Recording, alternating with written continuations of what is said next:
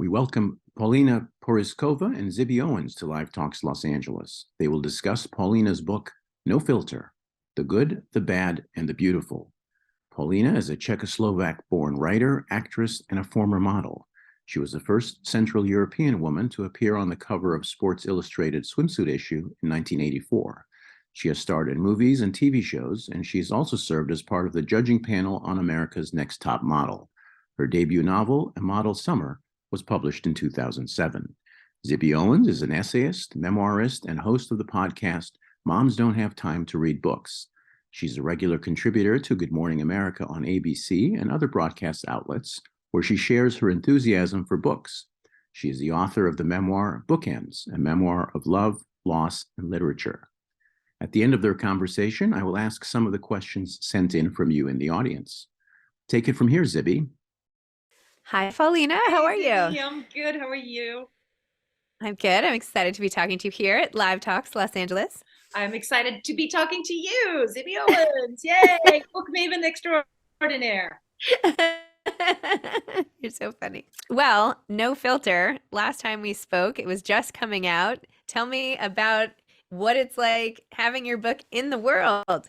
Oh God, it's like, I think you know this. It's like, birthing a child and then painstakingly rearing it at home, and then you send it into kindergarten, and you don't know what the reception will be. You're proud of your kid. You think your kid's amazing, but is anybody else gonna like your kid?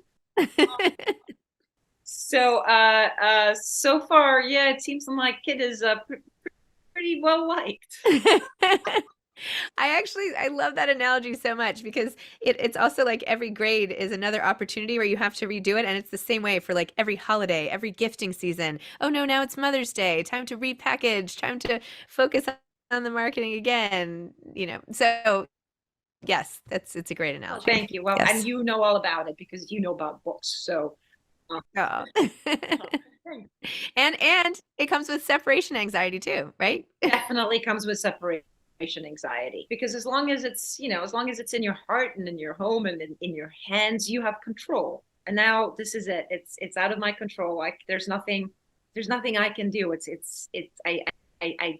put like how they receive it, what they find in it, what they think about it. And for me, who's a control freak, that's not the easiest thing in the world. Well, I loved your Instagram post when you were like, you know what? If this is what you're taking out of my book, you missed like the whole point. Go ahead, do whatever. But like that was not what my book was about. Thank you very much. It's so wonderful. At times it's so wonderful to have social media because I do get a voice here. Like if I disagree with something that's going on, I can actually make myself heard. I can post something and I can put it my way. And it was just like, it was just a small blip about like, obviously, some people using certain parts of my book as clickbait. And I took such pains to write about how complicated life is. So clickbait, of course, just condenses it into, it's not complicated at all. Look, it's this and it's that. So as a writer, obviously I would prefer for people to read my book than clickbait. I wonder if there's actually a site out there called Clickbait. I mean, I know there's a site called Readerly, and they give you like little gists, right? They'll take like the punchline basically of every book, so you kind of get it. But Clickbait, it would be like the Twitter of Readerly. Yeah. Do you know what I mean? Like the dark side. Yeah. Great. Let's invent it. Yeah. Then we can block it and make a point. But anyway, for people watching who have been fans of yours for years, but they haven't read your book yet, tell everybody a little more about it. What will they find when you are actually unfiltered? Well, I think they would find who I really am, unfiltered. And this is it's a book of essays, but it is my life story. It is my beginnings as a political refugee, and then becoming known as a political refugee in the Cold War between Sweden and Czechoslovakia, then occupied by the Soviet Union. And then what the inside world of modeling really is like, what it's like to be on a modeling job. And then of course, the most important man in my life, my husband, who I spent 35 years with, and my grief and subsequent learning lessons that I had to cope with after his death. So, I mean, if you were ever interested in me, this is the book for you. If you were not interested in me, well, then it's got other things too.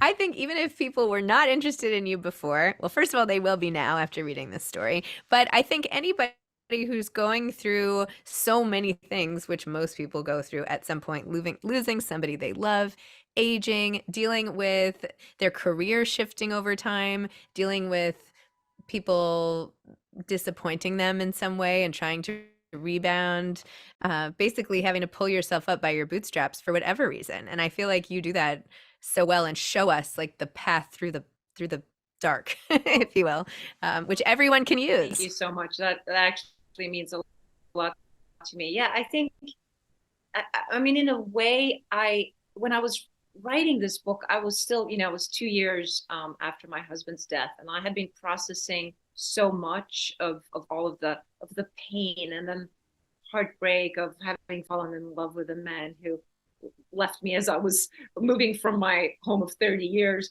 and and aging and beauty and sort of living in this world where I was famous for the way I looked. So yes, I understand that I probably feel the invisibility of middle age a little bit more acutely than a lot of women, but it's still there. There's no middle-aged woman that's going to say, what? I don't know what you're talking about. What invisibility? And I'm not also just talking about men and women invisibility, but just invisibility in general, going to the store and getting service. Like suddenly that's a lot harder than it used to be. So, and things like courage and even like height, what it's like to be a tall woman. Everybody thinks it's like, you're so lucky you're so tall.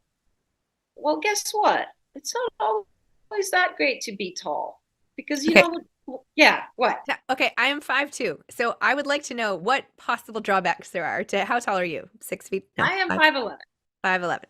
Yeah, so besides having been called Moose for most of my childhood, which is, doesn't actually add to your self-confidence at all.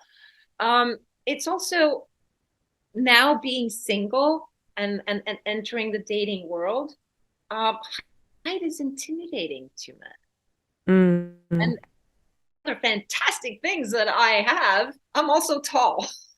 So that seems to eliminate 90% of the male population in my dating puddle already. So yeah, it's not always that great to be tall. Plus they're probably starting to shrink, which it also doesn't help. Plus they lie about their age on dating apps. I mean, yes. Not their age. Sorry, I meant their height. Women lie about their age. Men lie about their height. Isn't that great? I once a good friend of my mom's, when she was 70 but looked like 50, honestly, she wanted to date and hadn't tried the dating app, so I went on and pretended to be her. I mean, she said it was okay, but I was like, no, everyone will love to meet you, and I put her age as 70. Meanwhile, none of the guys her age ever clicked on her. They were all going for like the 50-year-old women, and I was like, what the heck? Oh yeah. Yeah, no, I know this phenomenon well, because I've been out on dates with men where I thought, oh, that picture on the dating app was from circa 25 years ago then, huh? Oh, wow. Well, there are advantages to social media, like being able to speak up for yourself, and then there are disadvantages, which is people can completely misrepresent themselves. That's true, and there's quite a bit of misrepresentation going on all the time. I mean, I guess that's a part of it, right? It's like the whole filtered culture and yes. the Facetune and that you can make yourself look the way that you wish you looked rather than the way you actually look, which I totally understand why women do that, because I think we all just, we all want to be called pretty just once in a while, maybe a little like you're pretty. It's nice. Um, but at the same time, uh, the real you sort of loses her way a little bit. I feel like we're getting a little bit homogenized looking, because everybody, definitely with filters, everybody starts looking the same. It's like everybody has a small nose and everybody has big eyes and everybody has full lips and high cheekbones and smooth skin. Where's the character? How do we even separate one from another if we all look the same? Yes, completely impossible, because the outside is just one clue into how unique everybody is as people. So obvious, but nonetheless. So you wrote the book in about 3 months. Yep. Thanks to Maria Shriver. You just, after recovering from your injury in reality TV world, you decided to use all your energy, write this book, and live to tell about it. So for other people who try to write books, describe how you did this, how you stayed motivated, how you did it without doubting yourself so much that you stopped. Tell us about the journey of the writing of it. Well, you know what? The way that this book worked was very, very different from the novel that I wrote, which took me 5 years, and which had all of those elements that you're talking about. The self-doubt, the putting it aside. Am I good enough? Can I even write? Is this worth writing? Now what happens? That was a battle. Sometimes a joyful one. Mostly it was just kind of painful and sometimes really boring, actually. This book, when you have a deadline, that's a whole different deal. And when you have a super tight deadline, then you don't have the time to have doubt. You can't afford doubt. Fortunately for me, all of the things that I was talking about, I had been so deeply immersed in for the 2 years preceding. I had been processing and learning and thinking and being in heavy duty therapy and meditating over it. Like, it was all like right there, it had all stacked up to here. And so when I put my hands on the computer, it just went, bleh. And I didn't have the time to second guess myself. Now, there was a woman, Carrie Egan, who's also a wonderful essayist in her own right, who was like my reader, and she would get material from me. I would wake up in the morning, have my cup of coffee, and then just write until my brain melted, which usually was around 4 or 5. And then it would just completely disintegrate, and I was done. And then I would watch some really dumb Netflix shows. And then Carrie would get the material overnight, read through it, call me in the morning with our morning coffee and go, okay, so this essay has no point. This essay has 3 essays in one. Your beginning here sucks. The ending doesn't work. And I'd be like, okay. And then back to computer. Blah, blah, blah, blah. So there was, it was a really, I don't know that I'll ever experience that kind of writing again. I mean, it was manic. It was like I was on a high, and I literally neglected everything. I didn't speak to my friends. I barely saw my children. I worked all through Christmas. I worked through my godson's wedding, that I had to go to Israel for. Well, I went to the wedding, but while everybody was off in Jerusalem having a wonderful time, I was in the hotel room typing with jet lag, which, by the way, is not easy. So yeah, this was not a normal process, but I think the deadlines, it turns out, can actually be really great. Like, they can be good for you. If you can do it, they can be great. If you can't, then it just makes it even more clear that you're in the wrong line of work. Yeah, you know what? I might still have that opportunity. I mean, that might still happen to me. So I can speak before. So let's just talk about beauty for 2 seconds. Okay. So you grew up obviously feeling, well, I shouldn't say obviously. per your moose comment, although I didn't even think mooses Meese? were so tall. Meese? I don't know Is what it they're meese? called in plural these Moose? days. No, I don't know.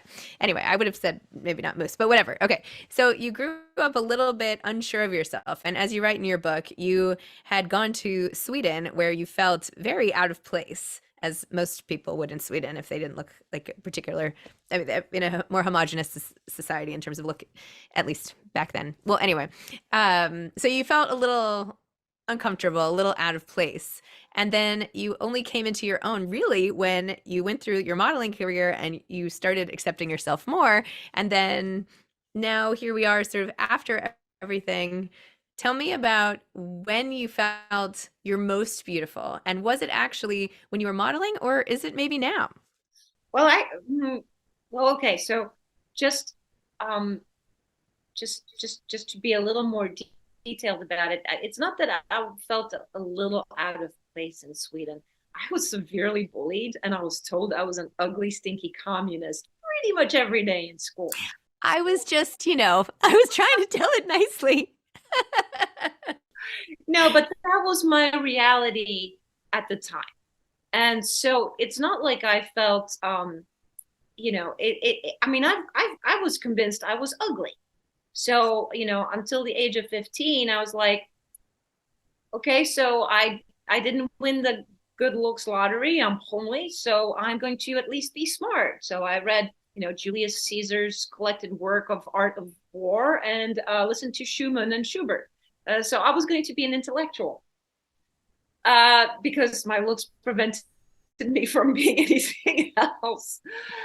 And then I land in Paris at 15, and suddenly, overnight, literally, with just the benefit of a few hundred miles, people tell me I'm beautiful. And I saw exactly the same face in the mirror as I did, a week earlier. So this sort of made no sense to me. And it also provoked a kind of a certain kind of anxiety, because then I had the imposter syndrome for a really long time. I thought, well, they're going to figure out at some point that I don't belong here and that somebody's made a terrible mistake by letting me be a model, because clearly they don't know the real me. The real me is ugly.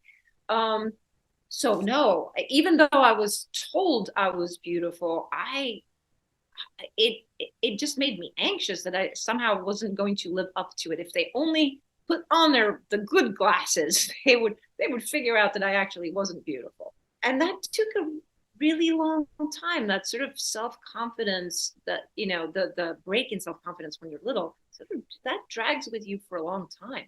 And I think when I met my husband, I believed that he thought I was beautiful. And here's the odd thing: when the one person that you love thinks you're beautiful, the rest of them matter a little less. Mm. And so I spent quite a long time believing that, at least in one man's eyes, I was beautiful, even if everybody else had gotten it wrong. He knew who I was until he stopped seeing me, and then I guess I just turned homely again. Like, see, this kept happening to me. And then I entered about the same time that my husband stopped seeing me, so did the rest of society. I turned into the invisible woman, the middle-aged invisible woman that, if somebody said, "Excuse me," to me in the supermarket, it was because they wanted me to hand them a can of tomatoes on the upper shelf, because I'm tall. So me and my looks would never really been all that comfortable together, honestly, until now. And that's the damnedest thing. I know, I mean, I've been described many times as not being in my prime anymore. And I keep going, but I am. I actually am. Because now my inside matches my outside, at least in my eyes. But, at the same time, I keep getting dates with 70-year-olds. So go figure. There are fabulous 70-year-olds out there. Sure. So there you go. I met a few of them. Well, that's such an interesting way to put it, that your insides match your outsides.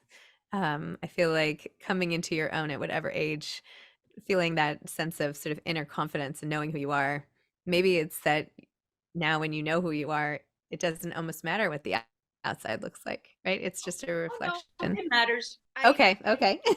I am afraid that in our society, in our world, it still matters because it's still what opens the door for you.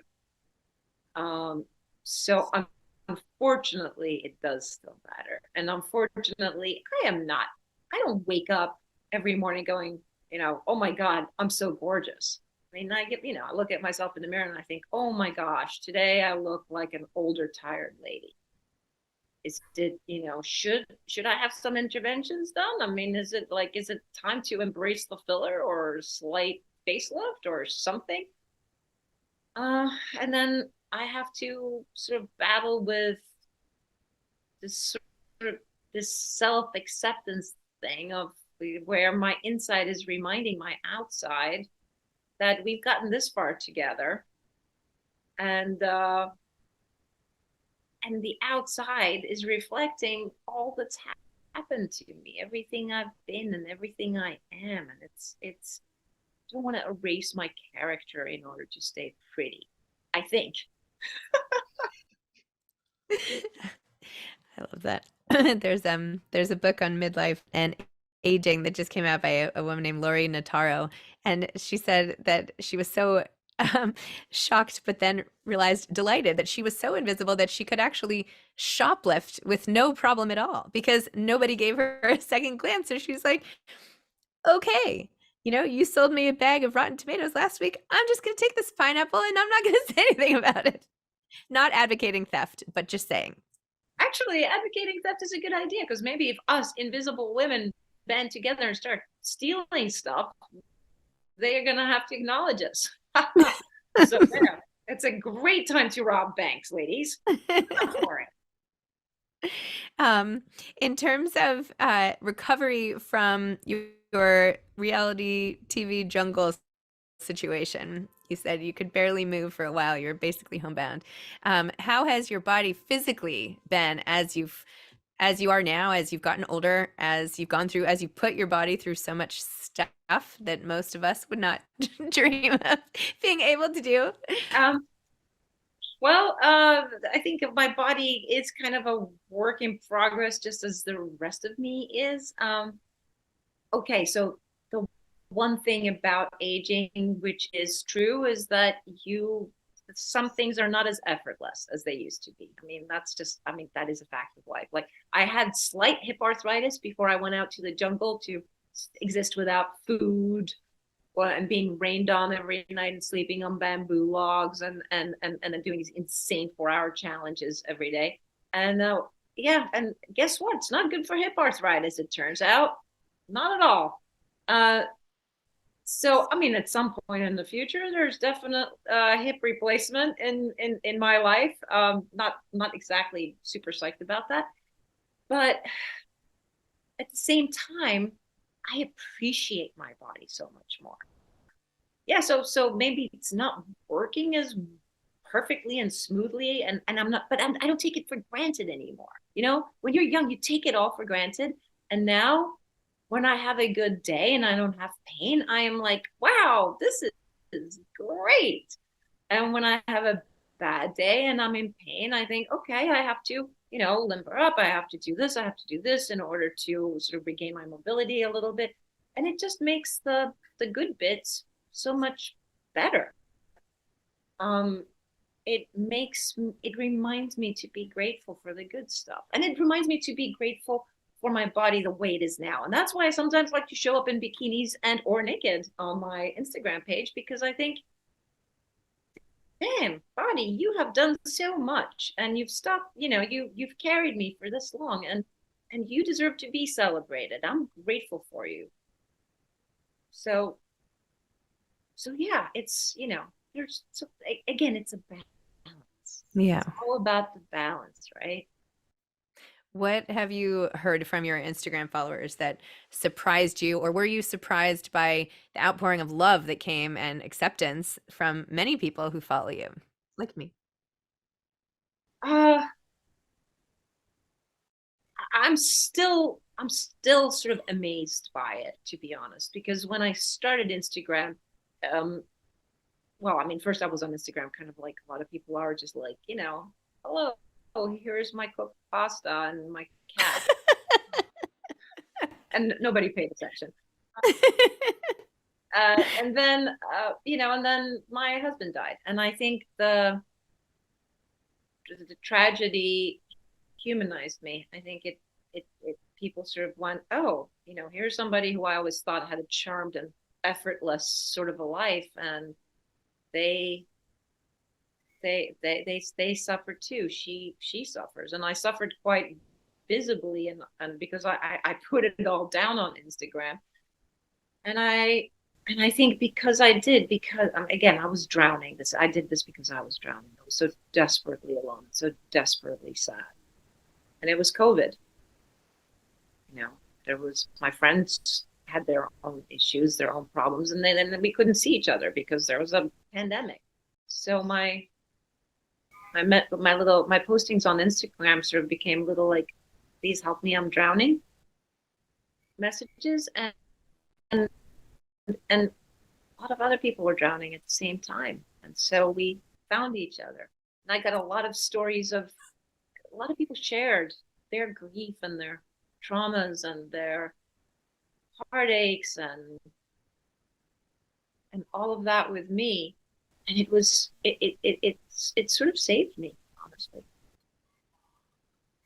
And I hope that I provided them with a little bit of light as well as they did for me. Oh, well, I know you did. I think people are so quick to assume that everybody else's life is so perfect, and they forget that it doesn't matter anything you have on paper. We're all humans. We all have all the same emotions, no matter if you're a model or a movie star, a singer, whatever. We're just people. There's more that unites us than divides us. So. Well, our emotions are pretty much exactly the same. I think we all have the same assortment of emotions internally, right? But I think people will make assumptions about, like, things that you yourself don't have, and you think, if I only had this, my life would be better. And it's often beauty, money, a specific talent. So, and I think it's just, maybe it's easier for people to look at the people who have and sort of dismiss them, because and yeah, I mean, and it is partly envy, I think, but it's an envy I absolutely understand, because I was really busy being envious too on Instagram, where I would see all my peers having these enchanted lives and beautiful families and perfect cookies and great clothes, and I was like, but okay, but I'm smart. And everyone's like, you should really be on Twitter if you're that smart. No, I'm kidding. Yeah. No. No, I tried Twitter. I'm not smart enough for Twitter. No, I'm not either. I don't know. Twitter scared me. I'm watching it like implode, and I'm like, oh, phew, because I never really figured out how to master that. But yeah, no, it takes it takes being snarky or Mhm. fun, and I'm not that funny, so I would have to resort to snarkiness, which I really don't want to do. Yeah. So we're doing this for Live Talks Los Angeles. What is your history of or relationship with Los Angeles like? Oh my God, I love Los Angeles, LA. Love it. First of all, I have family that lives in LA. I have my oldest granddaughter, step granddaughter Olivia, and her mom, my daughter-in-law Colleen, my stepson Christopher, and then I have some really great friends.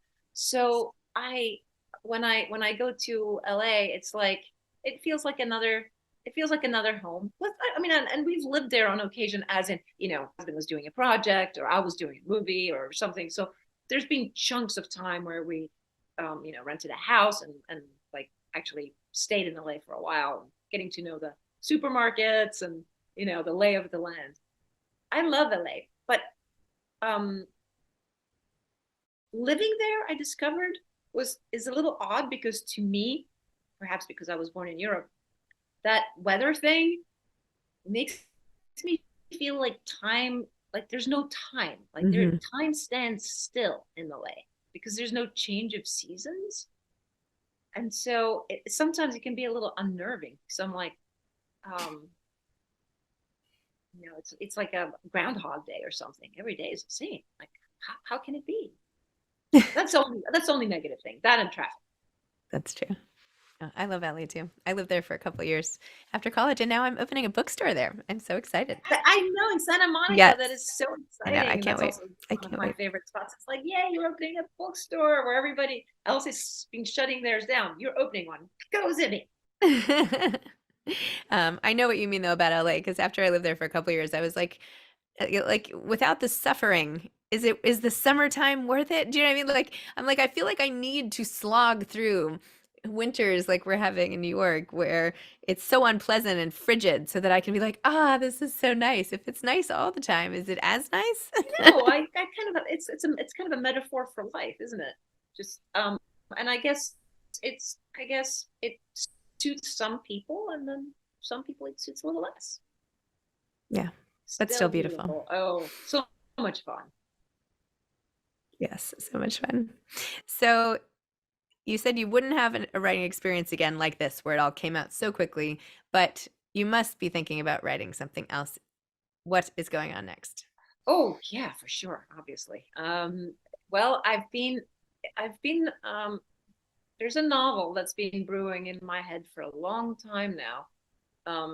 Actually after my first novel, and I was just sort of starting it when my marriage started to disintegrate and then fall apart, and I didn't have it in me to invent another world and another life into which I could have escaped because I felt like I really needed to deal with this one.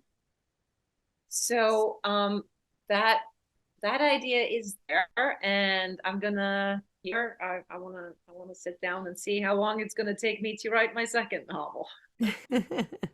Let's see, 5 years from my first. Well, actually, my first book was a children's book, but 5 years from my novel, 3 months from my book of essays. So if you split down the middle, it would be like 2 years and some. Yeah. All Yeah, right. sounds reasonable, right? Sounds reasonable. I'll put it in my calendar. Yeah, thank you. Are there any books of essays by other people you used as any sort of inspiration or that you particularly love? But you know what? When I started to write my book of essays, Maria actually sort of asked me to write a book of devotionals, which I didn't know what they were. So, and I was like, huh. Yeah. Google devotional. I kind of misunderstood. I kind of misunderstood what was wanted of me, and so I just kind of plopped down an essay, and they went, "Yeah, okay, that's fine too. You can write that." Um, and then and the fact is, I also didn't know how to write an essay. When I started this book, I didn't actually know how to write an essay. That was Carrie Egan's giving me a really quick lesson on what an essay is. Um, and she, like I said, she didn't spare me. It's like, no, this is not how an essay starts. This is not how an essay ends. Essay needs to contain this in the middle. I'm like, oh, okay, I'm on it. So yes, while I was writing my book, and after my bad Netflix show, I would get into bed with essays, and of course, I did all of Joan Didion. I did Anne Patchett, and then I did like anthologies of the greatest American essays.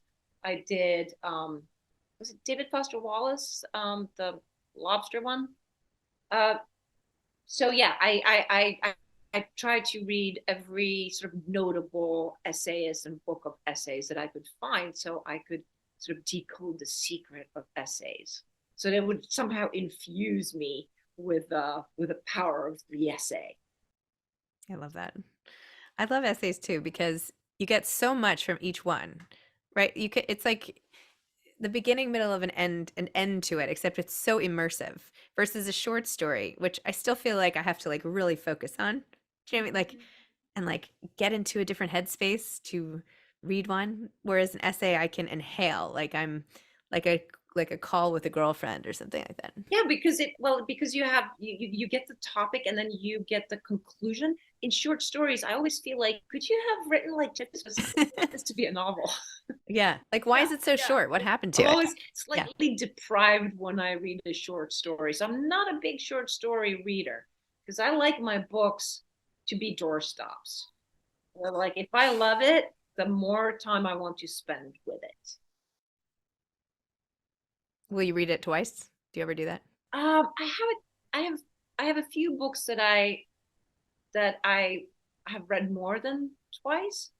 Like I always this is the question that I ask of anybody new that I meet that I'm interested in as a friend or potential partner, whatever. I always go, so the one book that you reread all the time when you feel sad, when you're sick, like your comfort read, the book you wish you would have written, and the book that you wish that the whole world would read. Oh, those are great. Thank you. It's Wow. well, how many people don't actually read? Yeah. They're like, what? I Like don't know. the Bible. It is the best. I think it's like the best question to find out something about someone right away. Like anybody, like anyone you interact with, even like a restaurant or a service capacity or whatever. Like, hey, what are you Yeah, reading? It yeah, says a lot. absolutely. And my friends would always, well, see, like you are in direct competition with me as like the person who probably reads possibly more or equal amounts to me. And my friends always turn to me and they go, okay, so what's the next book I should read? And Hmm. I felt like, again, I was like, I think I could come and work in your bookstore if stuff doesn't work out for me. I would love it. Because if I get like, if somebody comes in and I'm gonna, give them like question about 3 books that they like, I will be able to nail what they should be reading That's next. perfect. This can be your retirement gig. Okay. Yes. Fine. As It's like long as I can sell my own books in your of bookstore. course, yes. It's like you're a docent at the Met or something, Like you go in and do your Fun. community service or something like that. I find I haven't been finishing as many books as I am starting Really? because I have to read so many. Oh, Yeah, that's I have to true. for the podcast, but Yeah. I just started reading Jeanette Wells has a new novel. She wrote The Glass Castle. Yeah, of course. So, anyway, That's I'm true. reading Well, that. to you reading, you actually managed to do what I thought was impossible, which was turn reading into a job. Yes. And I always wanted to do that, but I couldn't figure out how. And I mean, you figured it out. I can't do it too because, like, because you've got that corner of the market. But I guess maybe if you have to read because it's your job, then you don't get to finish everything, and Yeah. maybe that would be a little bit sad. I know. Once he's like, "Have you like destroyed what you love to do?" He's like, "Cause now you're always moving on to the next book."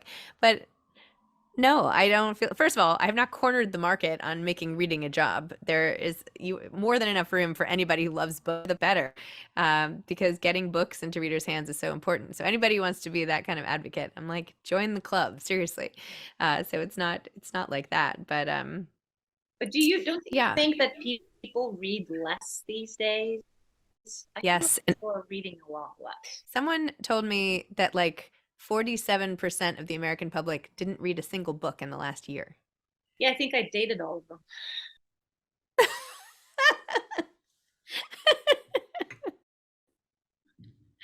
That was excellent. Excellent timing and delivery of that. That was hilarious.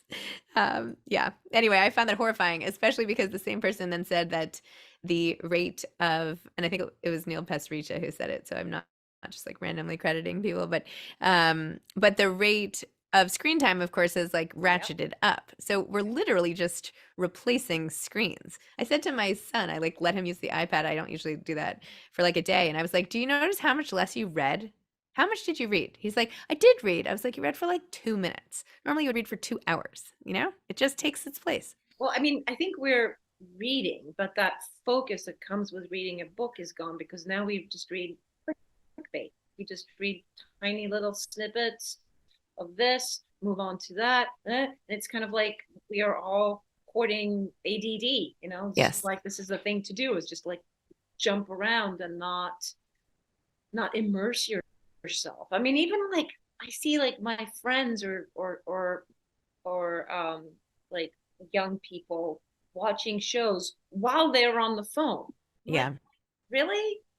You don't, that way you, oh, now I'm gonna sound really old. It's like I miss people being able to focus on one thing. No, you're right. When I try to get my kids to watch a movie, they're like, a movie? You know, I'm like, come on, please watch a movie. Whereas for me, it was like the biggest treat ever, like Right? going to the theater. And now it's like, I'm like, okay, fine, watch a show at least. Just don't go on YouTube, you know? So anyway, getting a little bit off topic of no filter, but you know, here is our unfiltered conversation. That's So right. About books, and that's what about happened. books.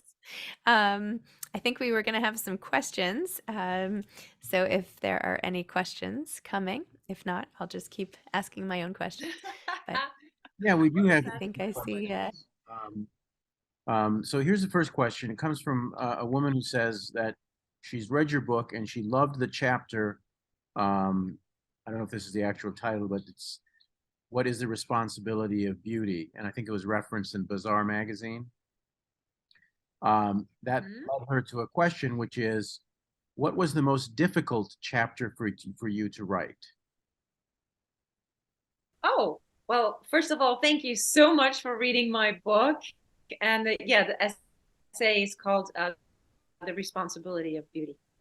Uh, and the most difficult, and this is the odd part of this, that the most difficult essay of them to write was not the horrible grieving ones, even though I often wrote while crying. It was actually the one about falling in love with my husband. That was the hardest one for me to write, because that was not a place that I had visited in the 2 years after his death, was where it all started, and how much I was in love with him. Um, and I didn't want to go there. I still felt betrayed. I still, and I just kind of wanted to pour that out. And so that forced me to, it was really painful to, yeah, I'm welling up just talking about, it was really painful for me to revisit how much I loved him. Hmm, Next question is, I I'm so sorry. believe, related to how you just answered this question. The questioner asks, is there anything that you held back or chose not to include in the book, or something that you really struggled hard and did include in the book? Um, there was something that I put in the book, um, in the essay Shock, when I found my husband dead, that I ran the book by my children before printing, obviously, and one of my children asked me to remove it. And I had a little bit of the writer's like ego thing suddenly. I was like, but it's such a great description and it describes it so vividly, and this is what it was like, and I feel in the service of the book. And then I realized that primarily I'm a mother, and this was a request of my son, who gave me absolute permission to do everything else. He just wanted that one little bit gone, and I pulled it.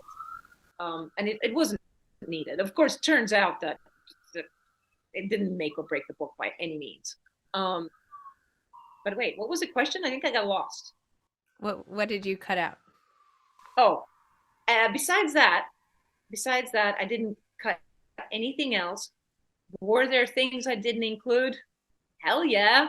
Of course, there's lots of things I didn't include, which I say in the beginning of the book, which are other people's secrets that did obviously have, um, they had to do with me. They burdened me. They made me react or act in specific ways, but those were not my secrets to divulge, and so those are not in there. It's just me and my secrets, which I don't have any anymore. Next question says, I feel we have allowed the measures of what we consider beautiful to be hijacked. What do you consider beautiful or beauty? Well, I think maybe thanks to the fact that I have lived in a world of pulchritude my entire, well, most of my life, I don't have such a high regard for it. The symmetry of what is called beauty today, and the smooth and reflective surfaces of what we see as beautiful is not all that attractive to me, and it never has been. For example, when I met my husband at 19, they called us Beauty and the Beast. People couldn't believe that I was dating a guy that somehow wasn't a male model. And I thought my husband is the most beautiful man I had ever met. I thought he was exquisite. And so when it comes to beauty, for me, beauty is character. That's the one thing that we keep trying to erase, I think, today with filters and everything else. And character is what I've always fallen in love with, and what I continue to see as being real beauty. And that's like part of your inside, but also your outside. The originality of you, that specific nose, those specific eyes, that specific mouth, that specific chin. That's what's beautiful, is that there's only one of you in the world. I love that. What career might you have taken on before modeling became a career for you? Like at 10, 11, 12, let's say, before the idea that being a model became a reality. What did you consider becoming? Well, I was actually the summer I went to Paris to start modeling. I'd already gotten myself a gig as an au pair in France, which I had to cancel. So instead of watching somebody's kid, I went and modeled. I've always loved children, and I've always loved books, and so I think I thought that my path was going to be literature professor. Well, obviously not a professor of English since I was in Sweden, but that's what I wanted to do. I wanted to, merge those two interests. So I still really love teaching. And of course, I'm completely, what do you call it? What's the word? I am not warranted, not verified. Unqualified? Yes, thank you. I'm absolutely not qualified to teach pretty much anything except maybe how to do your makeup. But it doesn't prevent me from really wanting to teach. Like I'm really, because I'm sort of a jack of all trades. So I have taught my friends how to knit and how to crochet, and I love giving editorial notes on people's writing. And I will literally try to teach you everything, including math, which I really suck at. So I should have been a teacher. Next question says, I read in an interview, I believe, where you said you feel better in your body at 57 than ever before in your life. Can you tell us more about that? Yeah, well, that's kind of what Zibby and I were just talking about, right? About it being that I finally have the perfect balance of a sense of self-worth, self-acceptance that comes with age, that comes from living. And my outside is still, to me, okay. I definitely find other women my age really beautiful. So I'm kind of hoping that other women will look at me the same way. So it's kind of like the most perfect balance. I like to, here's my metaphor on this. It's that we all start our lives as little blobs of unseasoned dough. And as we move through life, we pick up spice. We find it, we cure it, we harvest it. And by the time we are in our middle age, we know how to cook a really good meal.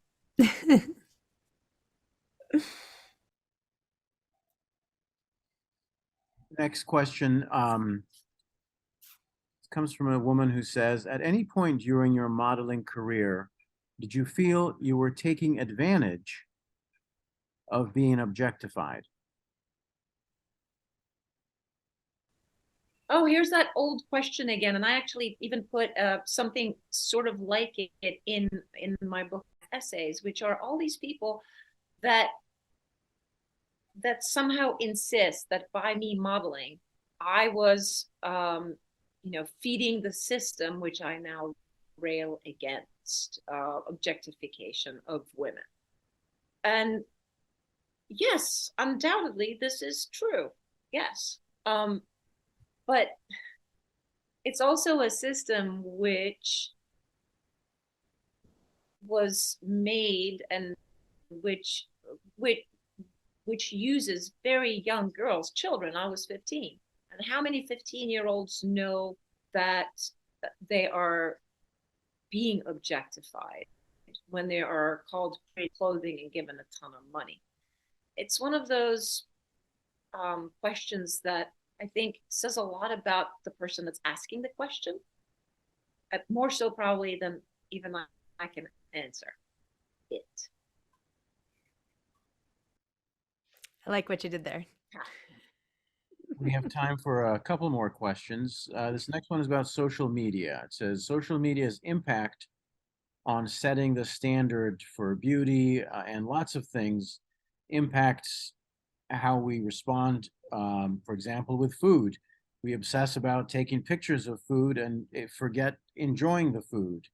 How do you relate with social media and the bombardment with images in search of sort of immediate reactions and likes, etc.? All right. So look, social media is not a beast that is sitting in your living room spewing out information 24/7. It is under your control. You can curate your social media feed. There is something called an unfollow button, which you can very easily hit when you decide you've had too much of one thing. And so my social media, my Instagram, I've curated to follow only people that inspire me, people that I like, people I have met, just things that make me happy. And so this idea that social media is corrupting us all and it's just spewing out things that you need to purchase and you need to somehow acknowledge as your own, or that things that you have to look like this because everybody looks like this. Well, you know what, ultimately that's up to you, isn't it? I think it's most dangerous for children because obviously they don't have the curative powers that we do. But the rest of it, if you don't like what's on social media, unfollow it. It's easy. And final question comes from somebody who asks, is there anything about your career or your life that if you could go back in time and do a little differently, is there anything you might do differently? Yeah, there are a lot of things I would have done differently if I had a chance to do things over again.